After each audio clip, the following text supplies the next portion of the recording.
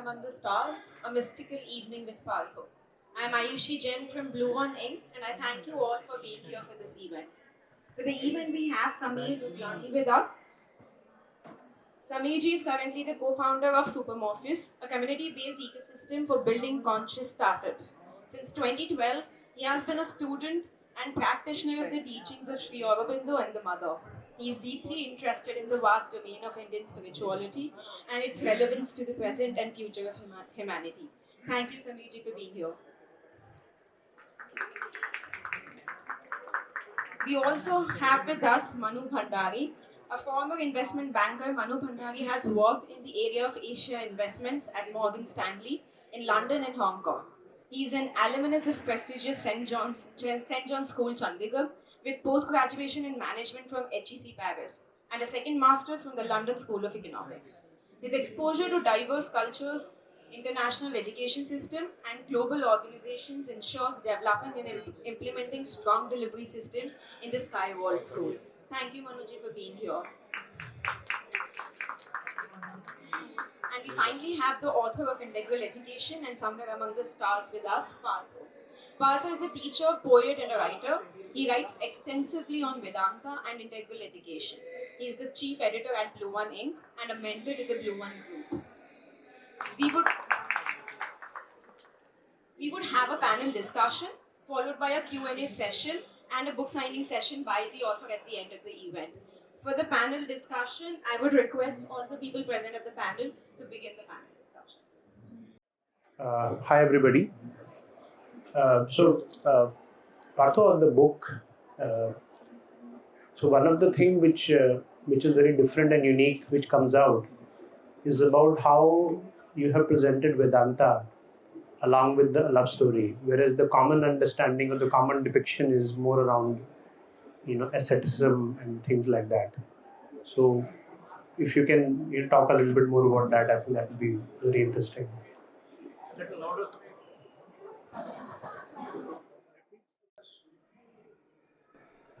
So the presentation of Vedanta. And in combination with love and a love story and colors rather. So this is not a book on Vedanta. It's not a treatise on Vedanta. It's not a scholarly work. This is the life story of a Vedanti.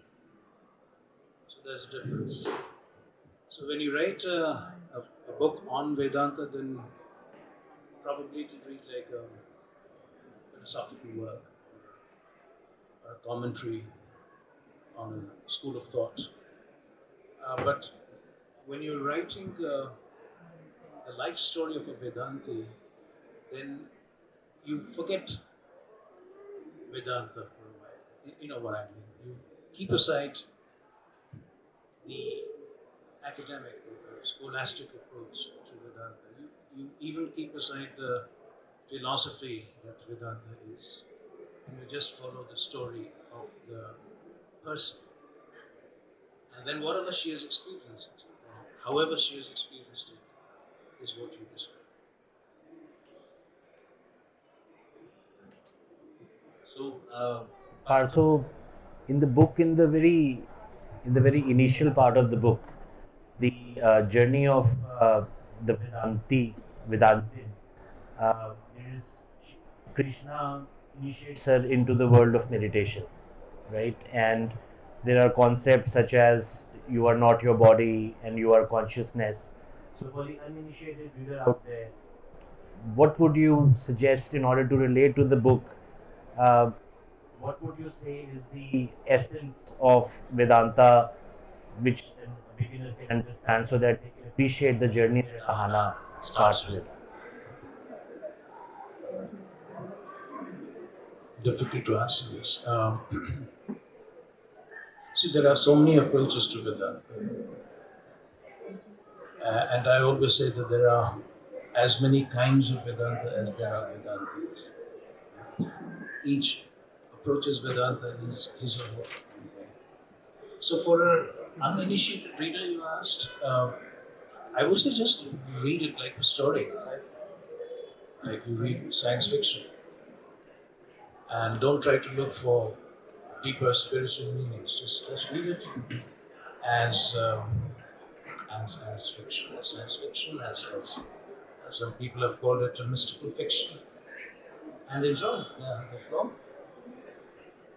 And then if something happens inside you because there is a lot of Vedanta there, it's after all the life story of one who has lived a life of Vedanta throughout her life, and has lived a entire life of. So there's a lot of Vedanta there. So if something happens within you, you will find the right source, right path, the right guidance, and discover what you have to discover. Intriguing for the uninitiated reader. Just to take a step back, Partho, what would be the reason for anybody to take interest in a subject like Vedanta? Like, why should somebody even consider being interested in Vedanta? My first answer is no, there's no reason. No one's asking you to be interested in Vedanta. And that's not an entirely facetious answer. I mean that. I've always maintained you don't come to Vedanta, Vedanta comes to you. So if you're inwardly, in spirit, if you are ripe enough for Vedanta, it will find you. So why should one be interested in Vedanta? Really, no answer. There are all the reasons in the world not to be interested in Vedanta. So I would say let Vedanta come to you instead of you rushing to Vedanta. But isn't it also true that we as a nation, as a civilization, over hundreds, if not thousands of years, had a much richer and more prevalent Vedantic culture than what we see today? I mean, today what we see is perhaps not even infinitesimally, close to the spiritual heritage that we lived as a civilization back in the day. And now, in the current scenario, the humankind and us Indians in general are so taken by the consumerism and the tech-driven changes that the sheer amount of discontent and dissatisfaction it's causing at the level of society. Perhaps Vedanta, perhaps revival of our ancient spiritual philosophy is where the answer lies. Yes, for sure. For sure. And that's the future of the human race. Hopefully. There's the other future, AI. And there's a third future, destruction. We're looking at three scenarios. Destruction,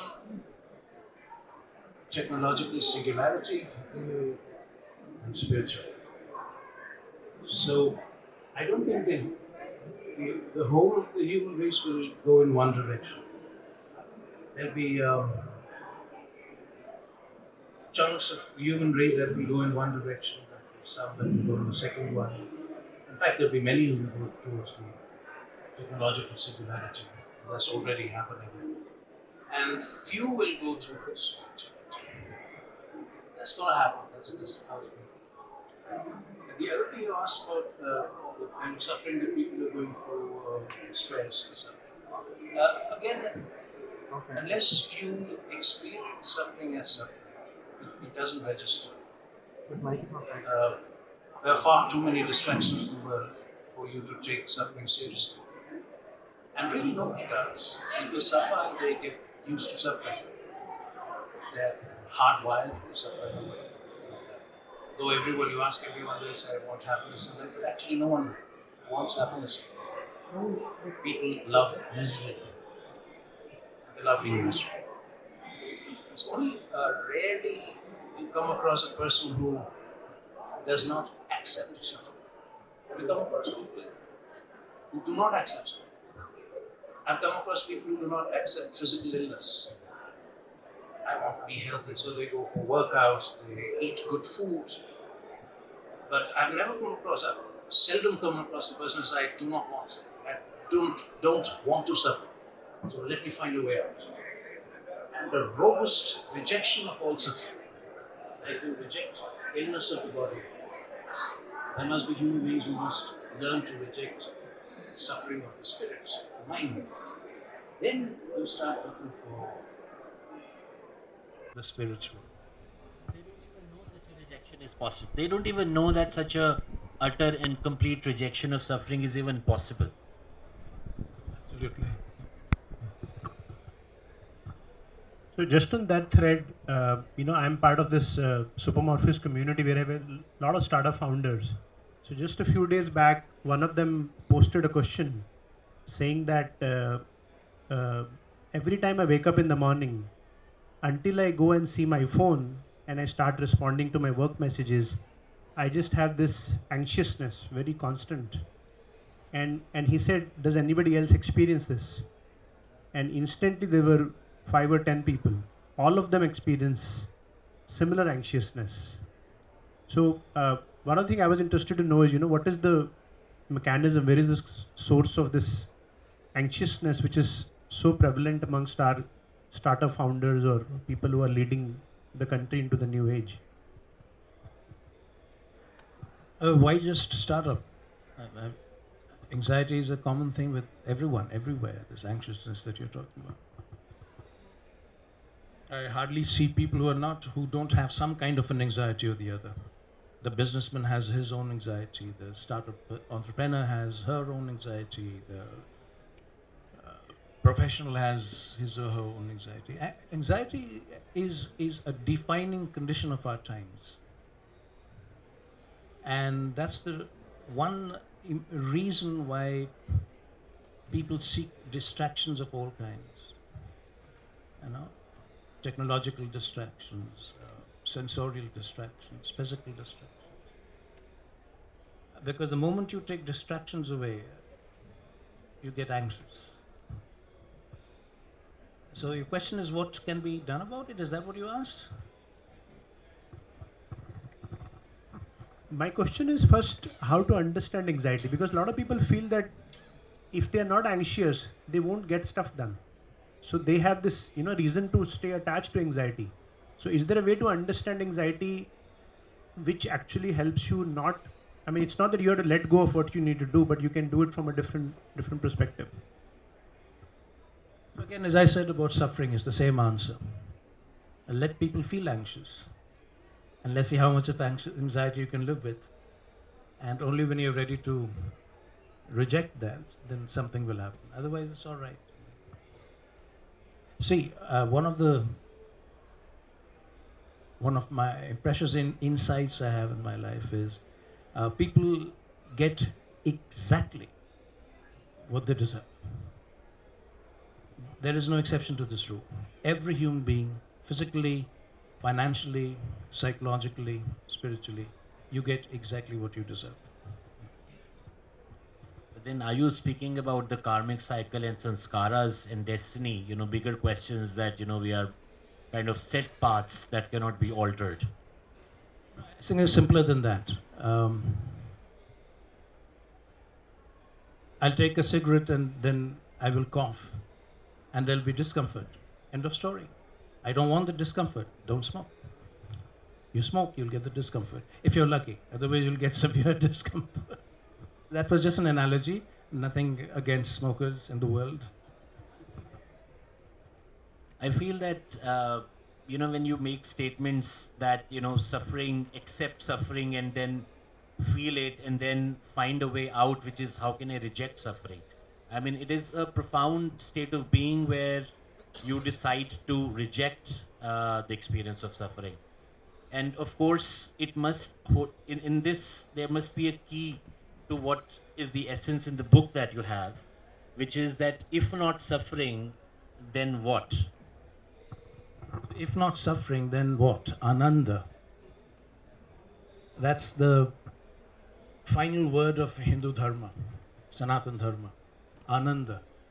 I think Sanatana Dharma is the only Dharma, religion, that says from Ananda you come and to Ananda you return.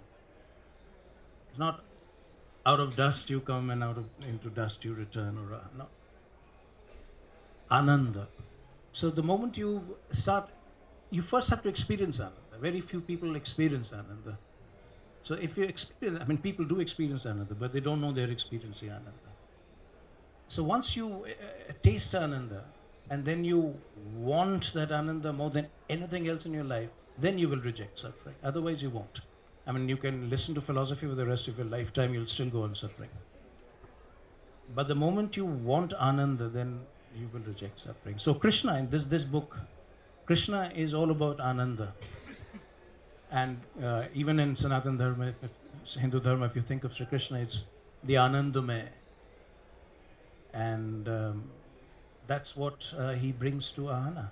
At the end of it all, what Ahana embodies is not the wisdom so much, but the peace and the Ananda. So you brought the concept, so you're saying if not suffering, then Ananda, right? I mean, it's quite an important thought. Would you like to pick up a thread from here? I had a different thought which came to me that so if you look at the idea of Krishna, like if I personally see, so I grew up in a very atheist household, but of course the idea of Krishna is all over in India, and then you have television shows like Mahabharat. So I feel that it got fixed in a particular mold of, if you go to the temple you will see Krishna and Radha, or it basically, so a lot of things about Sanatana Dharma got fixed into a very narrow definition. One other thing which I experienced through the book is that the idea of Krishna was being expanded to include so many dimensions. So I think as that happens, we will see more and more modern minds, intelligent minds, open up to concepts, because even Vedanta got narrowed down into a mold. So what is the idea of Krishna, which is being presented or experienced by Ahana in the book? That is a challenging question. I would have told you read the book again. Idea of Krishna presented in the book. The idea of Krishna, or the experience of Krishna that Ahana had over a period of, almost all her life. So you will find if you go through this book that Sri Krishna is not the god of Hindu Dharma. Sri Krishna is the infinite Purusha of Sanatana Dharma. And the infinite Purusha is formless, Nirakar. But in its formlessness, in his formlessness, I'm using the word his, he takes in all forms and he resides in all forms. As in the Gita, Sri Krishna himself says that I am the self that resides in every human being. So the self in every human being would obviously be formless. It's Nirakar, Nirgun Nirakar. Yet all forms and all gunas are there in Sri Krishna. And Sri Krishna is there in all the gunas and all the forms. If you go to the essence of every form and every guna, you'll find Sri Krishna there. So the Sri Krishna of Ahana's experience is the infinite Purusha in all forms. So this is a question that many readers have asked. How does Sri Krishna come to her as a normal human being from Auroville, an Aurovillian, and as a guru in some other age, and as the divine, formless divine in yet another dimension? How does it all gel together?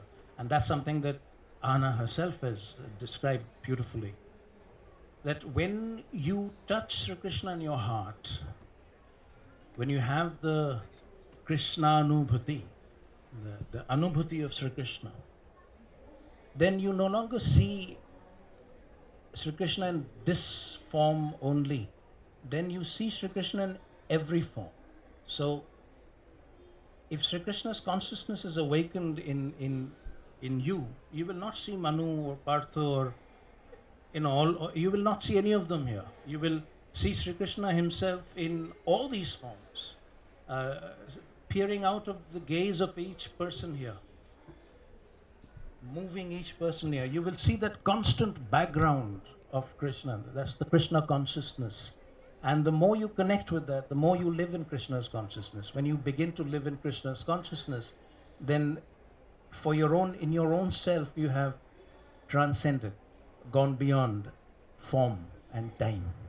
So this is one of the themes of this book, how Sri Krishna himself takes you beyond time and form to the timeless and the formless, where Sri Krishna plays with you in a myriad forms, in myriad dimensions of space and time, where you begin to have a direct inner experience of what in the dharma we call Sri Krishna Leela, the play of Sri Krishna. So this book is actually Krishna Leela. So, a slightly different angle as far as the book is concerned. So, when Ahana starts her journey after meeting Krishna, and the chapter is titled Crossing the Threshold. So, she crosses the threshold. So, I'll just read the first 3 to 4 lines. With every passing day, my mystical experiences were growing in intensity and frequency. I could close my eyes and suspend my thoughts at will, which Krishna saw as great progress on the path. It was also getting easier, more effortless to get in touch with Krishna inwardly anytime, anywhere. Krishna always seemed within reach. Is this just fiction or is this a possibility? All right, let me say this once for all. Nothing is fiction in this book. Nothing. It's only the title fiction. That is, I like that. Nothing, there's no, every single experience is a real experience of a real person. The name is fictional. I have not used the name of the real person. But every experience is actually the personal anubhuti of this person whom I've called Ahana. And not just Ahana, Anandima. And all these experiences, each one of them is possible to each one of us, provided we work for it. It requires a sadhana. But if you're willing to do that, every single experience is possible.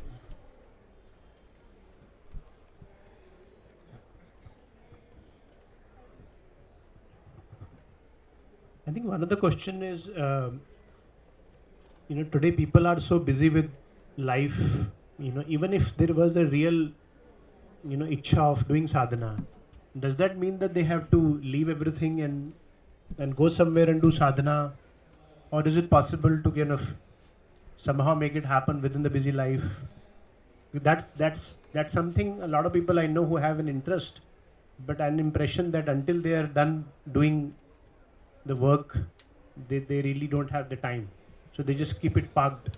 So is there a way to do it while you are living life, while you are doing business or work? So again, if you're living in Krishna's consciousness, there is no division or duality. There is no outer life and inner life. That outer life, inner life is the fiction. So when Krishna is in your heart, everything that you're doing is for him. So where's the question of doing business separately? All your work is for him. So Ahana, I've experienced him, and it was classical with her. She would taste, let's say, good tea on a very cold, wintry day in the Himalayas, hot masala chai, Pahadi masala chai. She would taste it and she would say, Krishna loves this. She would never say, I love it. Krishna within loves it. So Krishna is experiencing the world through her senses. Today, she'll smell the flowers, feel the waft of the air, and she will say that, what a beautiful experience Krishna is having. Today, Krishna is enjoying himself. Today, Krishna got angry. So I said, Krishna can also get angry? Of course Krishna can get angry. Because if Krishna never got angry, none of us would ever get angry. So it was for her, this is the meaning of living in Krishna's consciousness, that everything that happens, every act, every gesture, every thought, every intention, every experience, every anubhuti is happening in Krishna consciousness.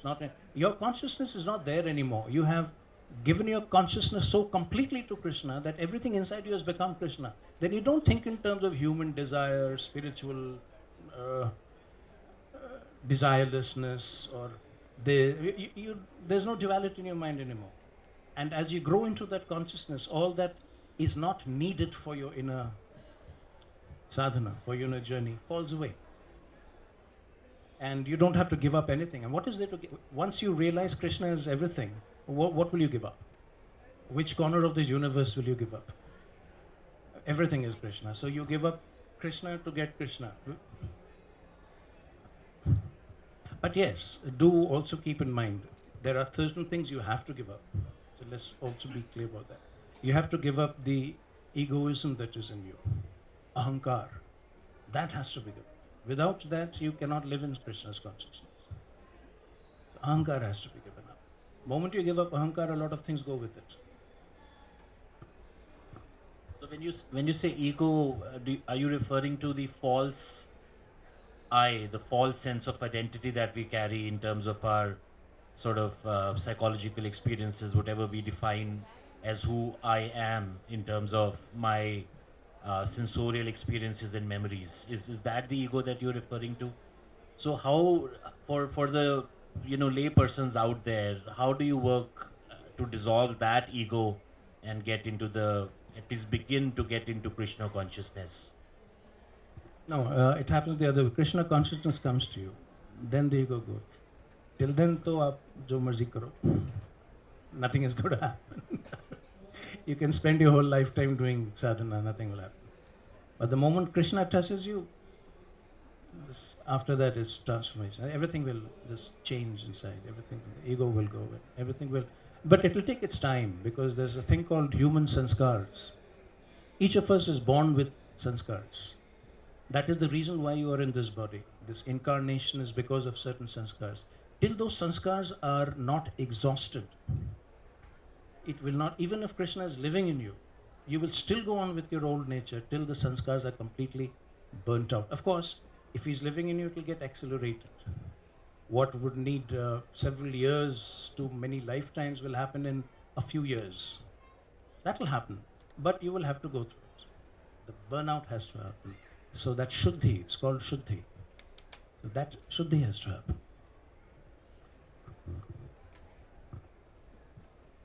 Just to switch tracks, Partho, to the second book on integral education, which also you've written. So, would be nice to just hear from you about, at a very macro level, the importance of integral education, which is emerging as compared to the mainstream where we are today, and why and how people should think about it, read about it, or try to practice it. So whatever we are talking about with reference to somewhere among the stars, if you take that like for children, how can children come to this dimension of life? You can't sit like this, like I'm talking about Krishna and we are all grown-ups here. I can't talk like this about Krishna to a kid. It will be a very different experience. So how do you bring a child to the possibility of Krishna consciousness? That is integral education. Integral education is the path, the method to open your own inmost, your deepest consciousness, where you can touch Krishna. So if integral education is brought to people, if it becomes a universal form of education, then those three possibilities of human future will collapse into one.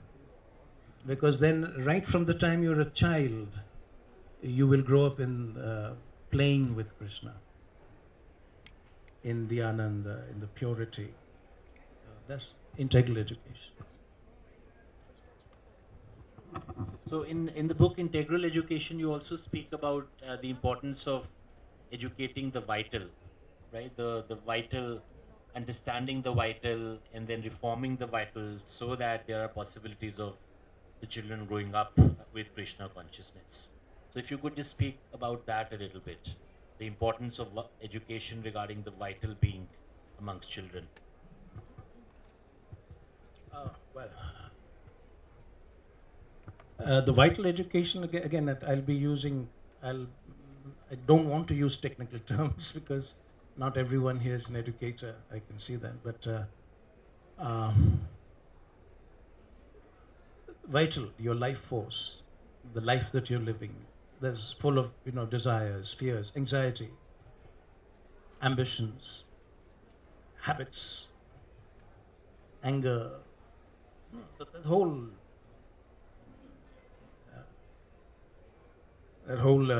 drama that goes on inside. That's the vital, and that's the vital that all of us are living. We can't come to compassion, kindness, love, sensitivity because of the vital, the crudeness of the vital. So in integral education, the objective is to bring the psychic influence into the vital. What is psychic? Let's say Krishna consciousness, in a manner of speaking. The divine consciousness deep inside you, your soul consciousness. When you bring the influence of that into the vital, then the integral change happens. Or the transformation of integral education. So your vital becomes more purified. It is influenced by truth, purity, peace, harmony, love, all that. So when children are brought up in that environment where you don't judge children, you don't. The one thing that destroys children completely is competitiveness. It makes little animals out of them. Actually, animals are also not competitive. My apologies to animals.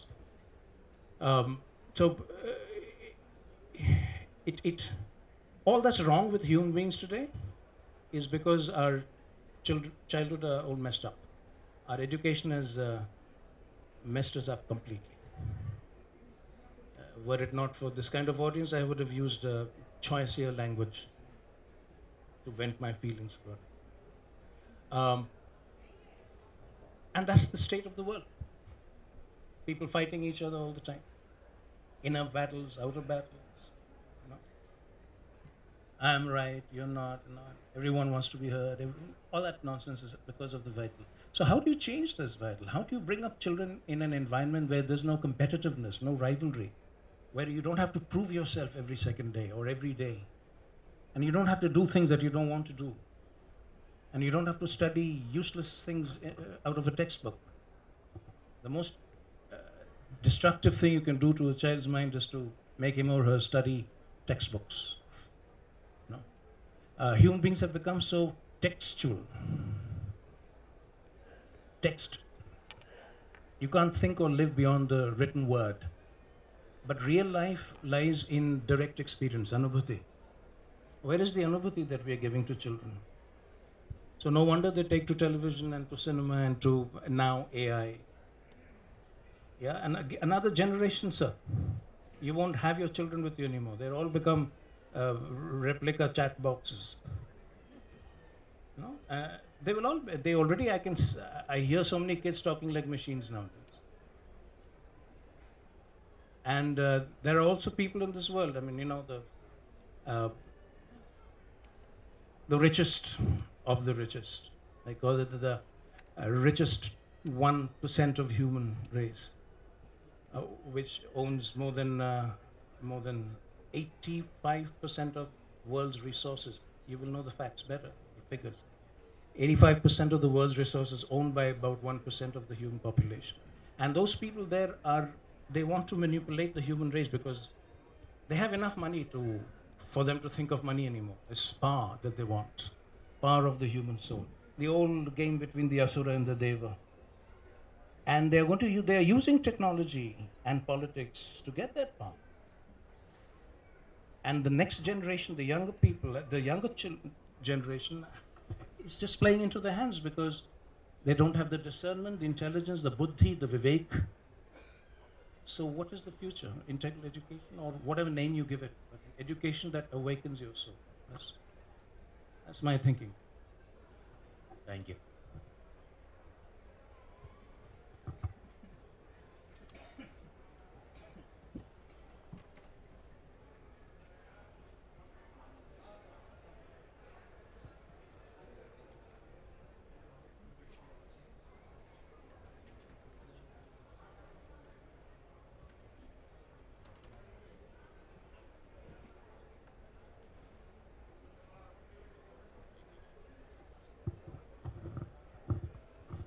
So, Partho, to those of us who have now, the point is well taken in terms of um, opening ourselves to Krishna consciousness, and even if Krishna even touches us one bit, that is how we can transcend ego.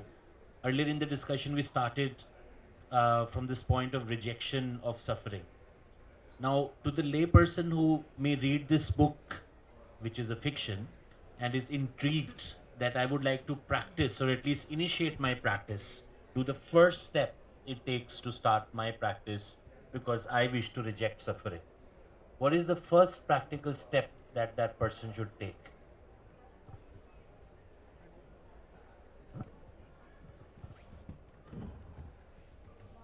I don't know. First practical step a person should take. Probably want it. I mean, first step would be to want this thing. But if you don't know it exists, obviously, how will you want it? So first is to find out if there is such a thing.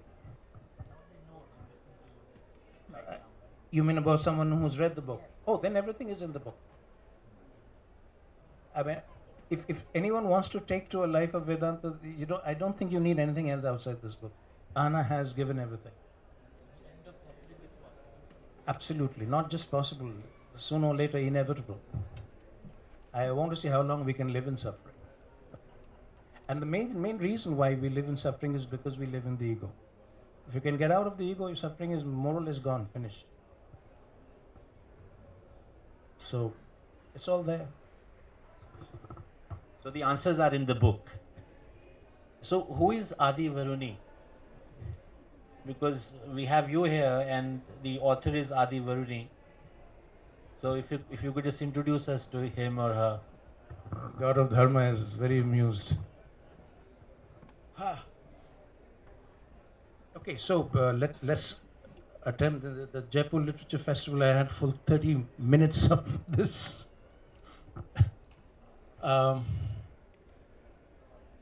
So Adi Varuni was the name given to the author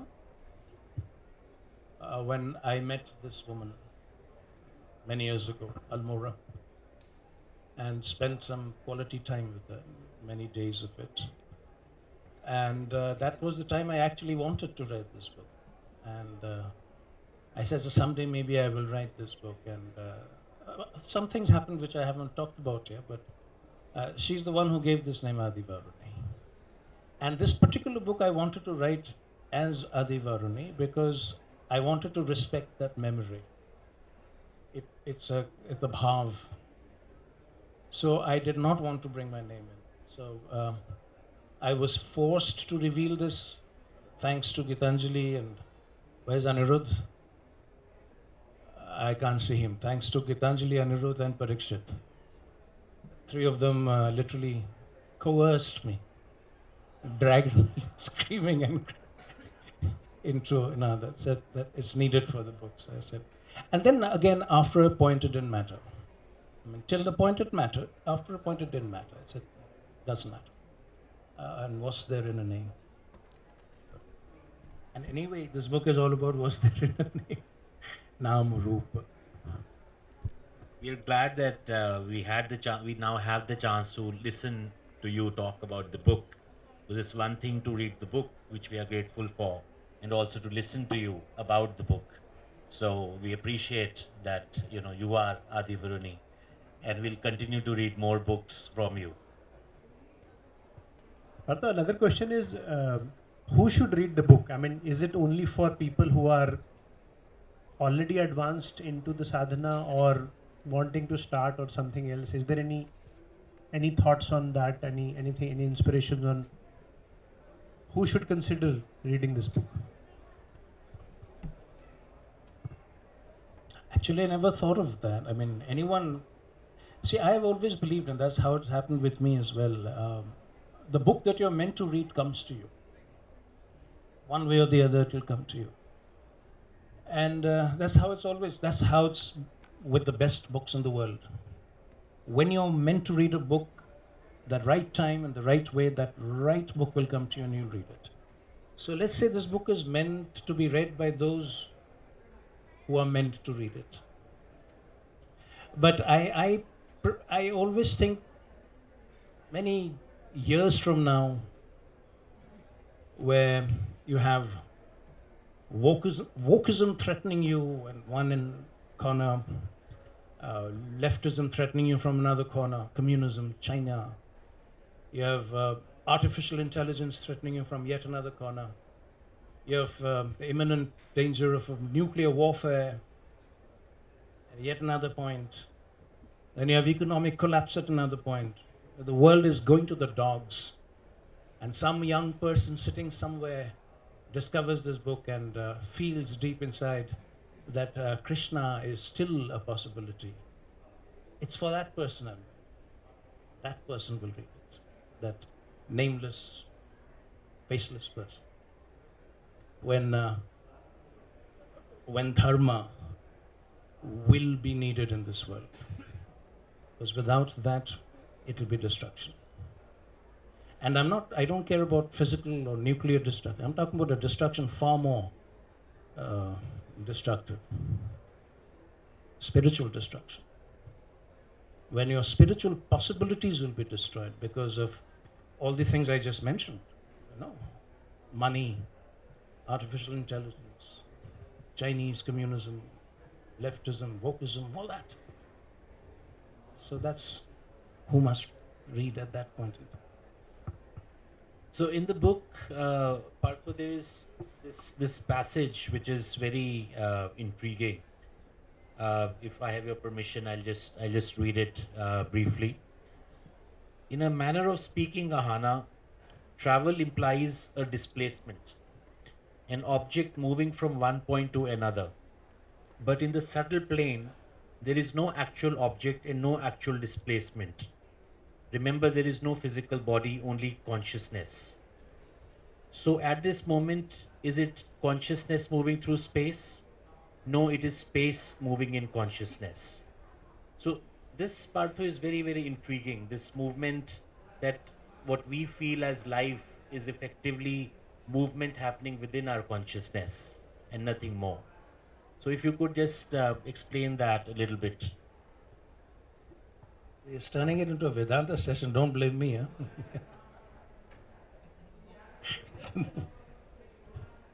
So think of everything as consciousness. All this that's going on right now, people, books, noise, people talking, things happening. Where is it actually happening? Is there a thing called out there? Or is it all here, consciousness? If I switch off your consciousness, all this is gone. Boom. The whole universe is gone. So, that's the first thing you have to keep in mind. It's an intriguing, challenging idea that everything is consciousness. But then, if we find it so intriguing because we do not know what is consciousness. Although the fact is we are conscious all the time, but we do not know what is conscious. It's like the fish swimming in the sea and doesn't know what water is. The fish cannot know what water is.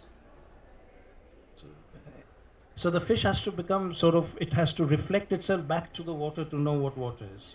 So we have to, So you call this matter, but the physicist will tell you this is not matter at all. This is 99.7% emptiness, and the rest is pure energy. And even that pure energy is not really energy as we know it. If you go to, you remember once we had a discussion, the Planck length, the Planck scale, which is infinitesimally small. So if you go to the Planck scale, even energy disappears. Matter, energy, space-time disappears. And what remains is just a state, a quantum state. Infinite fluctuations of a quantum state. What is that? Physicists still do not know. So when the meditator goes into himself or herself and follows his or her own consciousness to its core, to the ultimate point that you can push yourself in your own consciousness, you also come to a point where space and time and matter and energy disappear. Our ancient seers used to call it samadhi.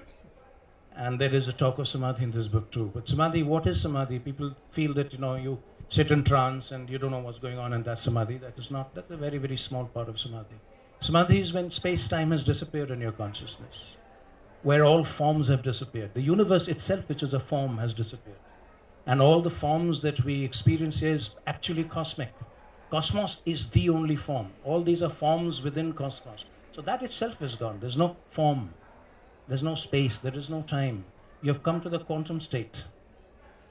And you have come to the bedrock of it all, which is consciousness. And very few people get there. You need a lifetime's yoga to get there. But when you do get there, that's when you realize that the universe is actually arising out of consciousness. Not yours or mine. There's no such thing as my consciousness and your consciousness, but consciousness itself. So the universe arises out of consciousness, which means the universe is consciousness. Now if you just somehow keep that thought in your head, if you can keep that thought in your head, then you will know, at least intellectually, that all this is happening in your consciousness. Things are moving in your consciousness. Sound is arising in your consciousness. Space and time is arising in your consciousness. A bit difficult to explain like this, but you get the idea. I hope this is enough to intrigue the people to pick up the book. 2 days and one can, at least touch the surface of what we are referring to as consciousness. So, Partho, the question which emerges from what you're saying is, if somebody does realize that everything is consciousness, so will such a person just then, not experience this anymore, not live? Like, how do you, it's very difficult to get there, but when you get there, can you come back? And should you come back? Can you come back? What happens? Is it like an event horizon where you just... I would just like to tell everybody that Partho normally doesn't come to public platforms and open himself to such questions anymore. So hence there's an opportunity for people like us to benefit from his presence right now. I'm making full use of it. And I'm helpless. Oh well. So if you can somehow imagine that you've gone to that point of consciousness, then there's no you left, na? Where's the you then? Space-time has disappeared. Form has disappeared. Everything, all constructs in your minds have gone. Mind is gone. So there is no you. And remember, there's no space-time. So there's no coming and going anymore. So imagine this. There is no you and there's no coming and going. Now, can you ask the question again? You can't. If there is no me and there's no coming, there's no going, there's no space, there's no time, so who will come and who will go? There's only consciousness. And all this is happening in consciousness. And that's all there is to it. Till then, you are one little wave in this consciousness. All of us are little waves in this consciousness. But then, at that point, you are the sea itself, in which all the waves are rising and falling. So it's not something you can describe. It's something that you have to experience. It's only anubhuti that will get you there. Intellectual explanation will not get you there. So in fact, when you come to Vedanta, in fact, Ahana talks about this. The only way to understand what you are asking, Samir, the only way to understand, even mentally, if you want to understand or come anywhere close to that experience, you have to silence your mind first. As Ahana says, it's not by thought that you will come there. You have to give up all thinking. The entire intellectual machinery has to shut down. The mind has to become absolutely silent. And then this will open up. So on a more practical note, Samir had asked a question that many of us wake up in the morning and the first thing we do, or at least want to do, is to check our phone. If we are unable to do so, then there is anxiety. So the larger question, the space from which human beings today, the motive that drives them, is it fair to say that it comes from desire and ego, and it is the Rajogun that is in operation? You had mentioned gunas as well. So I'm just trying to go a little bit to the practical side, that what is the pathway for today's generation, be it in the corporate world or the entrepreneurial world? How do they reduce their unrest, their dissatisfaction?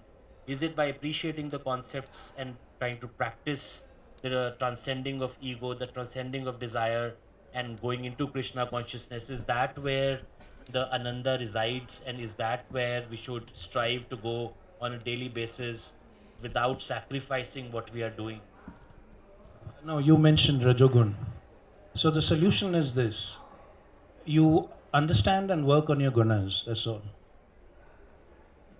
Tamogun, Rajogun, Sattvagun. So first you have to understand these gunas intellectually. Then you have to work on these gunas. And then if you can work on these gunas, then it doesn't matter where you are and what you're doing. You can be anywhere doing anything at all. And nothing will touch you, nothing will affect you. So you have to work on your gunas, and if you go to the Vedanta, the aim is to master the gunas. There are three steps: understand the gunas, work on the gunas, master the gunas, then go beyond the gunas, become Trigunati. And that's the whole of the Gita. Shall we call it a day here? Thank you so much for this very interesting conversation. Just before I give it to Sameer, when is the next book coming so that we can have a talk like this again? Well, since I'm sitting at the World Book Fair and in a bookstall, I will answer this question. I'm right now probably a month or two away from the completion of my next book on Hindu Dharma. It's called, it's on Sanatan Dharma, Hindu Dharma and the future of this world. So give me another 2 months and it'll be there, ready in your hands. We look forward to it. So this is a common question which I do see, but I don't have a good answer to this. But a lot of people who do feel attracted towards the field which you're talking about, feel an interest or get an idea to engage with Gita. And most of them end up just picking up a copy, of one popular Gita and just read it as a text, thinking that this will help them. So I just wanted to ask that if somebody does want to connect to Gita, what is the right way to do so, rather than, is it okay to just read one of the interpretations, or, what's the way? And a person is still new to the process, but they want to get help, seek help from Gita. So I'll try to do justice to the last few minutes. It's like when we say, the book that I'm writing right now, though I said is Hindu Dharma in the future, well, it's actually, there's no such thing as Hindu Dharma. It's actually the Sanatan Dharma. So this book actually establishes Sanatan Dharma as the Dharma, and explains what Sanatan actually means. It's not a religion at all. So exactly in the same way, the Gita is not a religious text at all. The first thing that one has to do is get it out of one's mind that this is a holy book. The Holy Gita, they call it. It is not so. The Gita is an enormously challenging book for any human being if you are not actively practicing sadhana. The Gita begins to make sense to you only when you're deeply engaged in a life of sadhana. Without that, it doesn't make sense. It doesn't open anything for you. Yeah, you'll get some, conventional wisdom and things like that. You must work without desire. Hello. Try to work for 5 minutes without desire. Let's see. Because it's not so easy to come to desireless work, Nishkam Karma. To come to Nishkam Karma, first you have to go through a profound transformation in your being. So, just to give, because this will mean that we'll have to go out with the World Book Fair and then continue our conversation. But yeah, that's the approach to the Gita has to be very intelligent and very discerning. Will you be writing a book on the Gita so that we can have a longer discussion on the subject? Okay, so it's contained in the next book, right? this session isn't over. We have questions for you. So we'll open the question and answer session for the audience. Before that, I myself have a question. If vital, you talked about vitals. If vital is anger, anxiety, ego, and emotions like these, and if the consciousness within you transform these emotions into love, care, and those emotions, how do we categorize these emotions? Because I have always heard and understood that ati rag is more dangerous than ati ghrina. Ati rag is more dangerous than ati ghrina. So how do we categorize these emotions? I like that question. So there are two kinds of emotions, destructive and creative. Any emotion that helps you to move upward in existence. There are two kinds of movements also, an upward movement, urdhva gati, and a downward movement, adho gati. So whatever helps in moving upward in consciousness, there is the consciousness way below our consciousness, the consciousness that a worm will have, an insect will have. Even if you go further below that, you'll come to the consciousness of a rakshasa, of a pishach, asura. Then you somehow manage to come upward and you come to a human consciousness. And then most of us feel that's it. I've done my job. I've come to human consciousness. But then there are many ranges of consciousness above the human. Till we keep climbing Krishna consciousness, and you keep climb further and further and further till you reach, the peaks begin to disappear behind the mist of time and consciousness. So whatever helps you to go upward is a constructive, creative emotion. Whatever pulls you downward towards the pisach, towards the rakshasic, is a negative emotion. So now you can see I can get angry, and that anger can actually help me move up.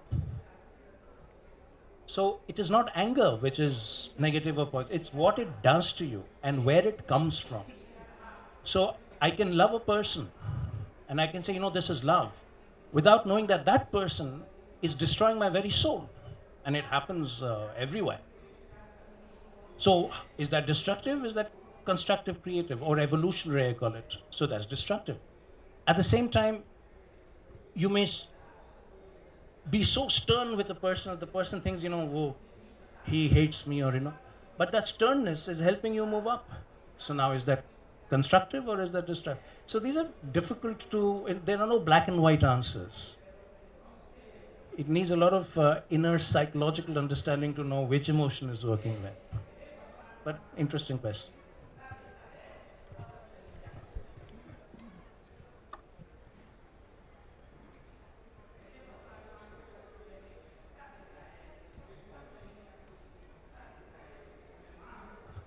Namaskaram, sir.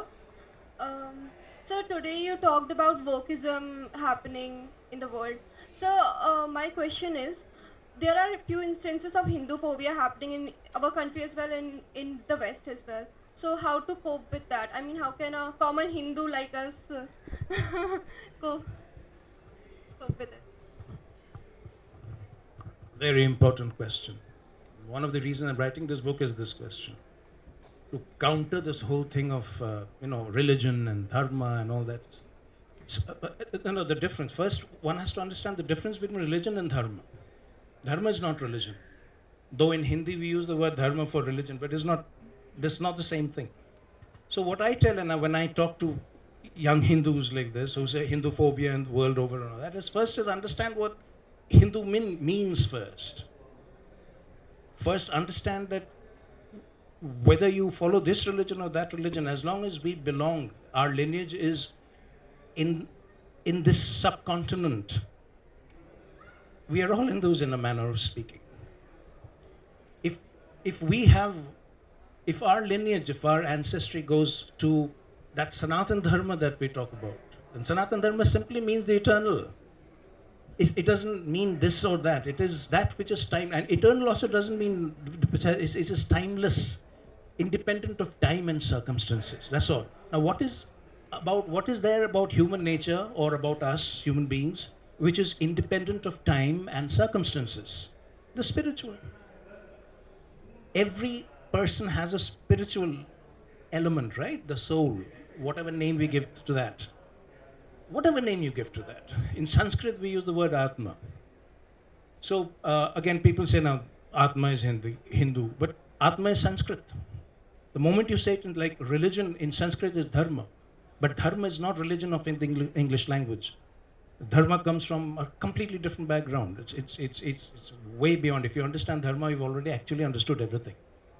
So my first exhortation to all young students of so-called Hindu Dharma is to first understand the Dharma.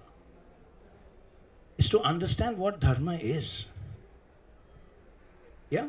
When you begin to understand that, then you will begin to realize what this so-called Hindu phobia is actually. I agree with you. There's a lot of Hindu phobia, especially in the Western press. That gentleman has written a book which we have published. Where's this book? Yeah.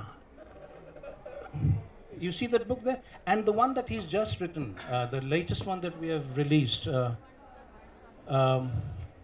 Snakes in the Ganga. Snakes in the Ganga is a book about precisely this. He's researched and written about every institution globally which is actively following this anti-Hindu agenda. So it's real. But how do we cope with it is a very different question. We do not cope with it in any militant or aggressive way. This is not our way. The Dharma does not let you do that. The Dharma means three things, and I want every young Hindu to understand this. First is to establish the Dharma in your heart. Very few of us do that. When you've established, and there's the whole way of doing that. I mean, we don't have the time simply to discuss this. But there's a way you can establish the Dharma in your heart and mind. Once you establish the Dharma in your heart, that Dharma will give you strength and wisdom. Dharmo rakshati rakshataha. When you protect, and this, what does protect Dharma mean? Dharma doesn't need your protection. Dharma protects you. But when you keep Dharma in your heart, that is your protection. So when you keep Dharma in your heart, that Dharma gives you strength. When Swami Vivekananda first went to the United States, he stood in that Chicago Assembly of the World, religious conference of the world, and he looked, everybody sitting there, and this is a monk coming from some vague oriental country, and he just says, brothers and sisters of America, and stunned, pin drop silence. And this is all fact, written, documented. Everyone says something, the body language changed. Just one word, brothers and sisters of America, like he used to say. And everybody's, I come to speak of Hindu Dharma today. And he used to speak like that. No. Boom, you can feel the intensity in the air now. Why? He was not an orator, he was not an actor. What was he saying? Dharma was speaking through him. So when you allow Dharma to speak through you, when you allow Dharma to live through you, that's the day you will cope. That's the way you will counteract anything that is anti-Hindu or anti-Dharma. Yeah? And it's happening today. It's happening today. I'm glad you asked that question. Very important question. What's your name?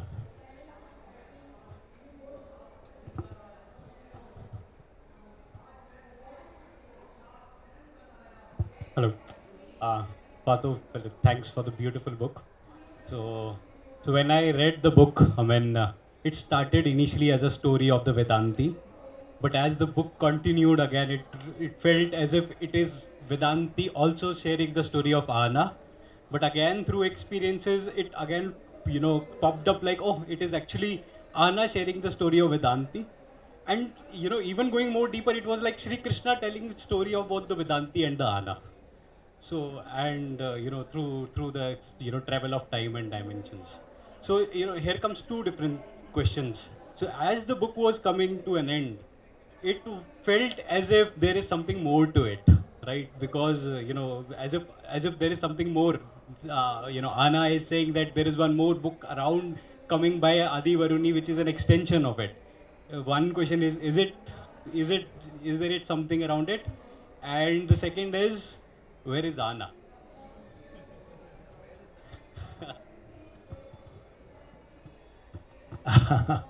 At one level, Ahana, I don't think is available anymore.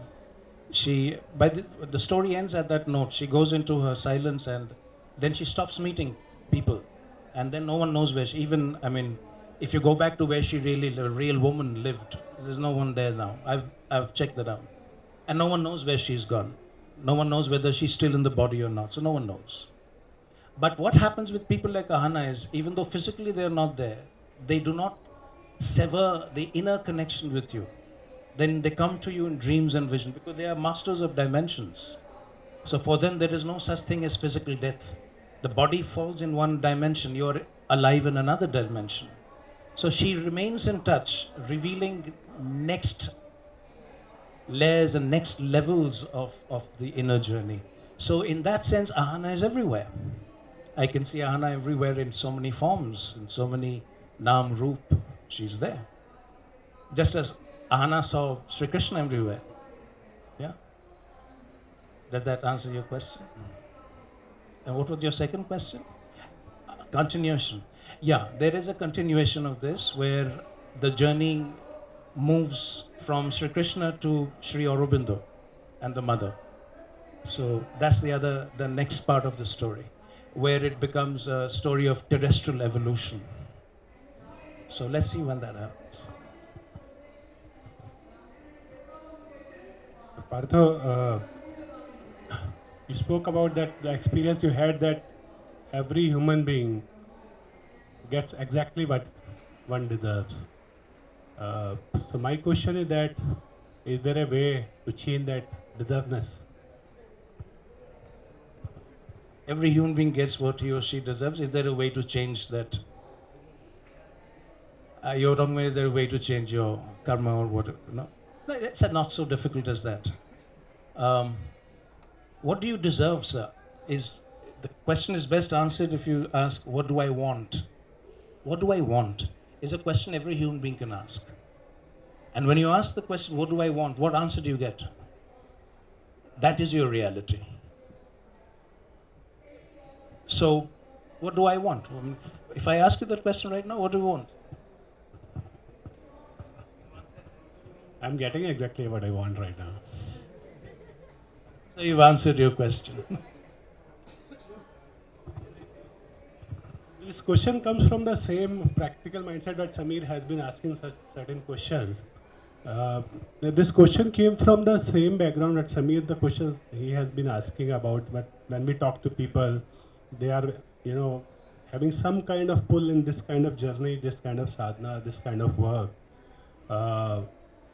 And I always had this question which, you actually answered in single line that, people deserve what, people get exactly what they deserve. So sometimes I ask this question that, should I go outward and ask people to try these things or not? That's what the actually origin of the question was. See, actually, whatever you ask for from your heart is what you will get in life. This is, Sri Krishna has himself said this in so many words, that whatever you ask for, I will give to you, but ask. Now people go to him and ask him for, let my business be a success. I mean, is that all you ask for? Sampadananji, Sadhana.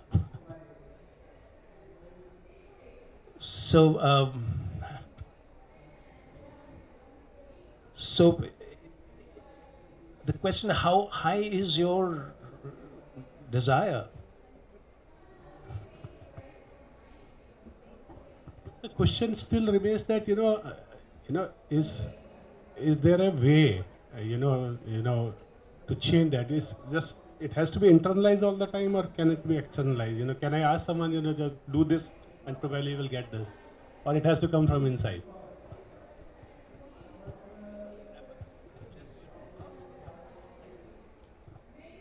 Hello, my name is Vanshu. You said that Krishna touches you, right? If he is meant to touch you, then that will happen, and the entire life changes slowly after that. What was your moment?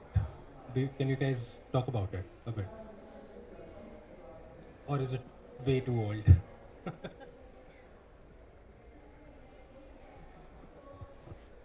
Now that's getting personal. Actually, see, it's there in the book.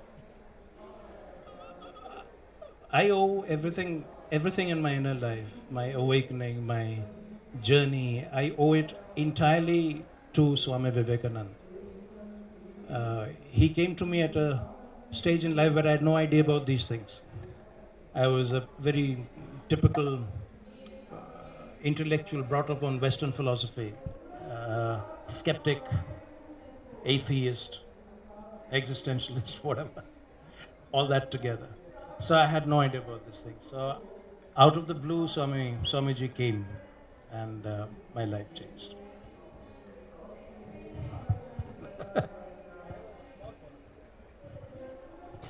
How does your mindset change? How do you know, looking back, that okay, this is where the change happened? As in, my mindset towards everything else that started to change. Can you be intellectually aware that that kind of a change has happened, or is it beyond intellectualism?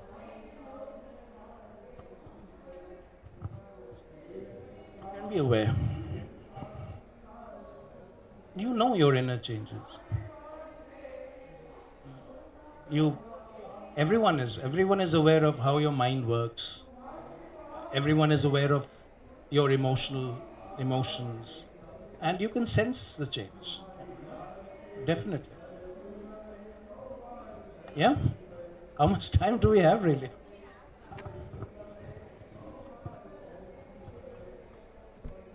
Hello, sir. So, I had something about both the books actually.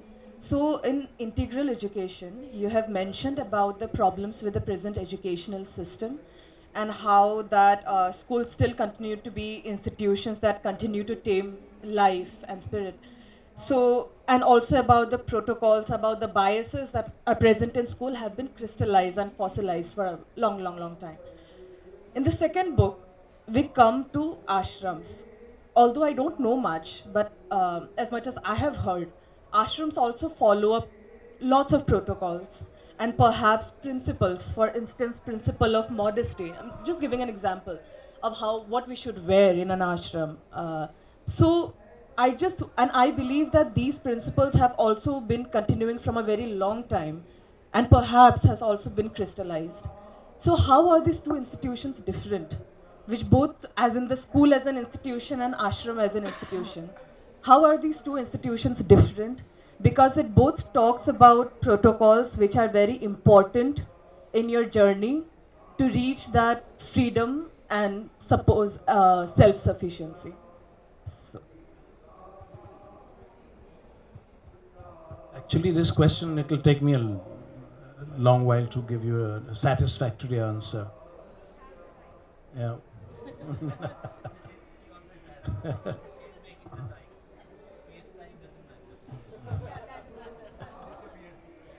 Yeah. There's also different kind of. Then I have to go into education, and integral education at one time used to be a great passion with me. I didn't even need the question to start speaking, but some other time perhaps.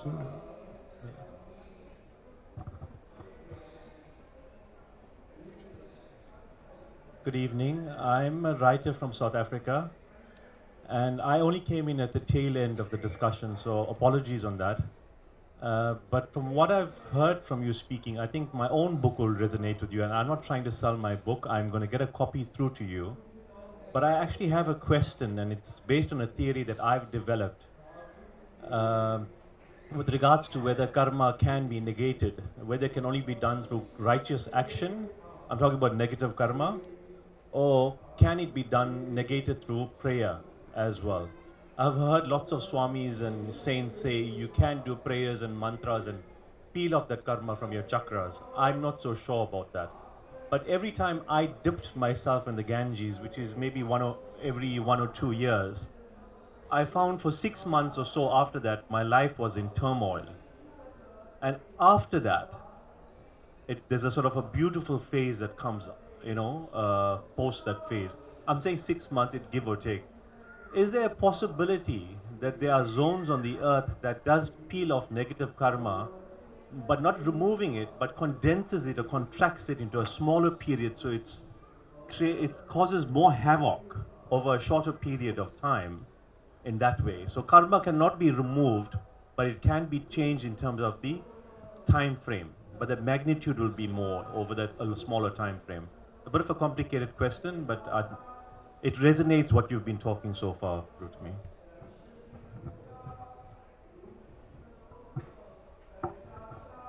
So my take is a bit different. I'm not so much a believer of karma, though it's true, it's real. Karma is real, and so many of us suffer the effects of karma on a daily basis. But karma itself is a hugely misunderstood word, it's a hugely misunderstood concept, and it'll take a very, very long time to come to an understanding of karma. But my take, I will answer your question from my perspective, which is karma is real to your outer self, the surface being that you are. And you missed the earlier ones where we were talking about there's also a deeper self that we have. We can call it an inner self, we can call it a deeper self, an atmic self. So if you can somehow manage to come in touch with that inner self, then by itself you become, the process of karma falling away begins for you. And the closer you get to the inner self, to the atmic self, the more you're freed from your karma.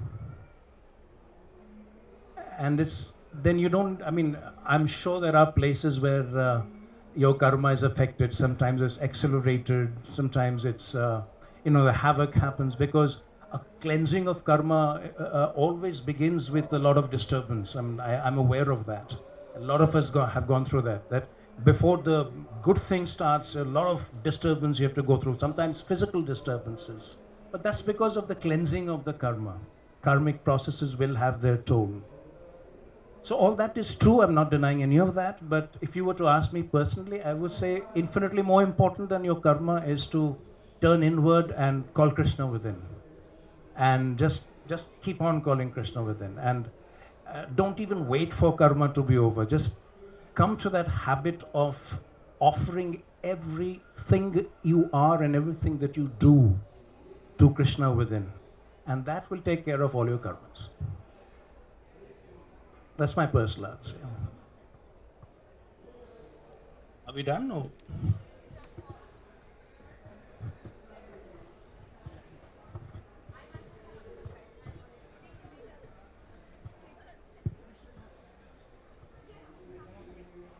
So,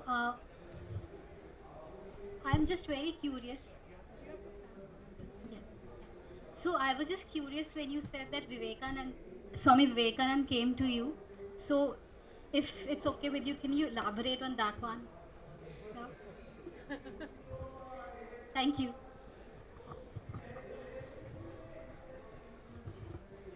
That much also is shared because it's there in the book. So it will be pointless for me to deny it. But let's keep it at that.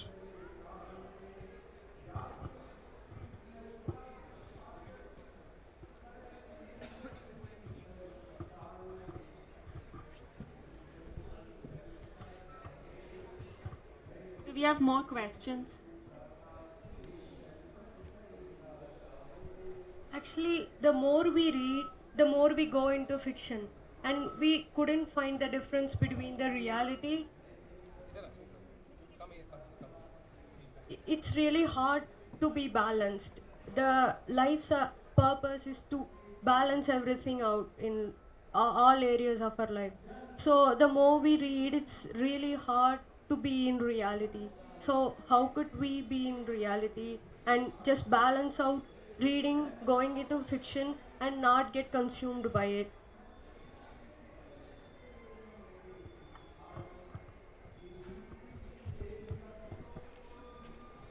What do you read?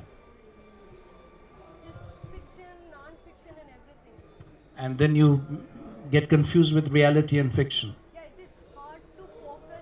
Hard to.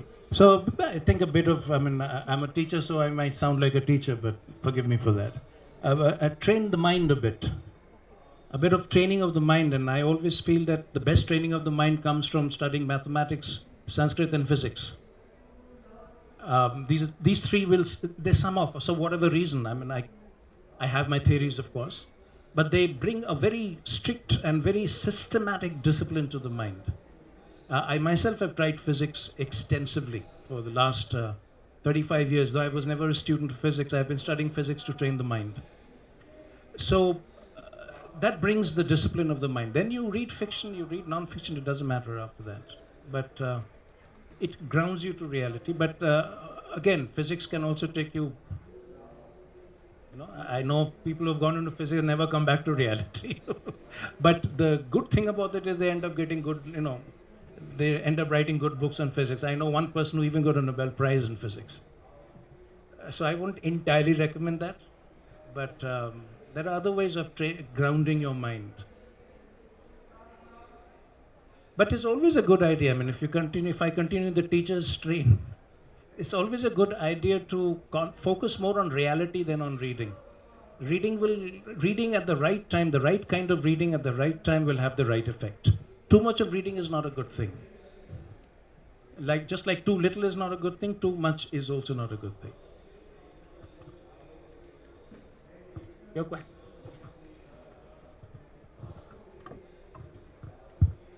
On the same lines of what we get what we deserve. My question is, do you believe in rebirth and the cycle of life? Because, for instance, a very crude instance, a small kid is born into not so financially good family, suffers from some illness and dies right away. Did he get what he deserved? Because he himself is a consciousness but not maybe explored. He just dies right away. Did he get what he deserved?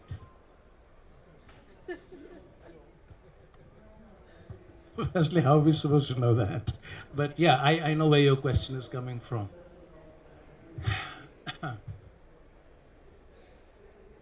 I'll give you a story. Shall I tell you a story? Small, short one. That there was this great holy being, a sage, did a lot of meditation and all that. He was, but he had one problem with him. He would always get angry, impatient. But that didn't stop him from progressing inwardly, and a lot of things happened, and this one thing remained. And then he died, and he immediately found himself born on earth again. And at his level of meditation, he shouldn't have been, but he found himself born again. And just for a few years he was there. But those few years, there was no anger in him. He just found that he was so compassionate that even very angry people would calm down in his presence. He was so compassionate. And then at a very, very young age, he died. Now what happened? Did he get what he deserved? So the question, did he get what he deserved, is a very difficult question to answer if you're looking at a person's existence in the frame of one lifetime. So there are multiple frames before and several frames to come. So unless you know everything, you cannot pronounce anything on these questions. For instance, a very young baby comes in, he dies. A very young child, 1 year old perhaps, or even younger, and it dies, and people say, such a tragedy. What wrong has he done, or what wrong has she done? But we don't know what has happened before. So probably this soul that has come into this young body had some little hitch somewhere, something that he or she still had to clear out, which needed another birth, and it was so accelerated that it happened within a few months, and he finished his job and went. So how will you say? Now, if you know that, then how do you know that's a tragedy? You don't. So we don't know what is good, what is not good, what is good fortune, what is misfortune. These are just judgments we make based on a very, very surface experience of life, which is why I keep saying we have to go deeper into life. The deeper you go, the more you understand. So let me end. Shall I end with in this context, a beautiful thing that Sri Aurobindo once said, which I always sort of a mantra I hold on to. Nothing is known till all is known. If we keep this in our head, nothing is known till all is known, we will never be judgmental, we will never judge, we will never come to a conclusion, we will never have the arrogance of the intellect, because how many of us have come to that point where all is known? So the best thing is to chill out.